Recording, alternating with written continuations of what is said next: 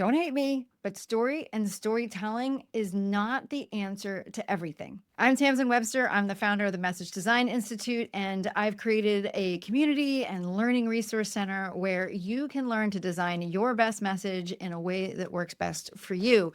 And we do a lot of work with storytelling, and I like it. And it does a lot, but not everything. Most of the time, we're talking about story in the context of using it to help people adopt ideas. And it's really good from a standpoint of connecting people with you and with the storyteller and with the subject matter, with making it more concrete, with putting it in a temporal or time-bound chronological order to help people understand how everything fits. But when it comes to change, and particularly behavior change, it can help to expand our view a little bit beyond just the storytelling circles.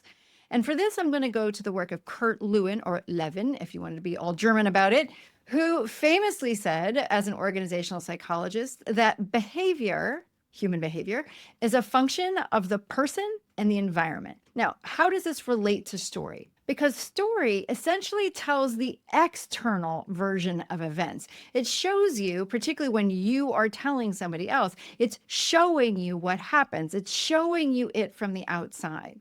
And we're leaving a lot, though not all of it, of the internal story up for inference. And inference in this day and age is not really a good thing to count on. In fact, if I'm feeling really sassy, I'm going to say that inference is the enemy of clarity, because different people take different meanings away from different stories. Even the same narrative, even the same string of events, two people can interpret two very different ways. So stories, as important as they are for showing what happened and for creating that emotional connection, won't always lead to a change because interpretations are individual. I may intend one set of meaning while you infer a completely different one. That's problematic if we're trying to get everyone on the same page and we're trying to get to a shared understanding that leads to shared and collective action. That internal interpretation is a kind of a story as well, but it's much more compact because it lives in the automatic processes of our brains. It's more instinctive and pattern oriented.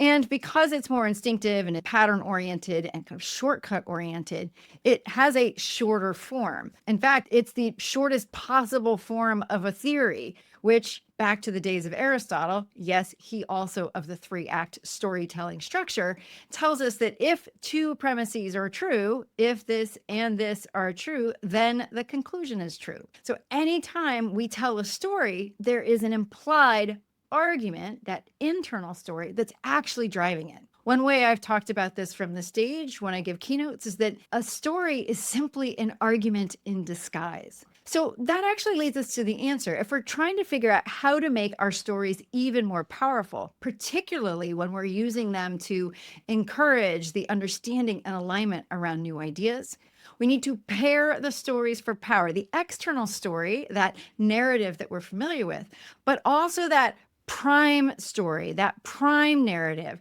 the internal argument for what that story is actually about. The good news, you can start in either place. If you start with the external story, I call that the red thread, and it follows a very predictable set of elements: goal, problem, truth, change, action. Or you can start with the internal story, that prime narrative of if, then, because, and. We teach both at the Message Design Institute, and we're always happy to teach you so that you can build better stories and help make the change that you want to see in the world.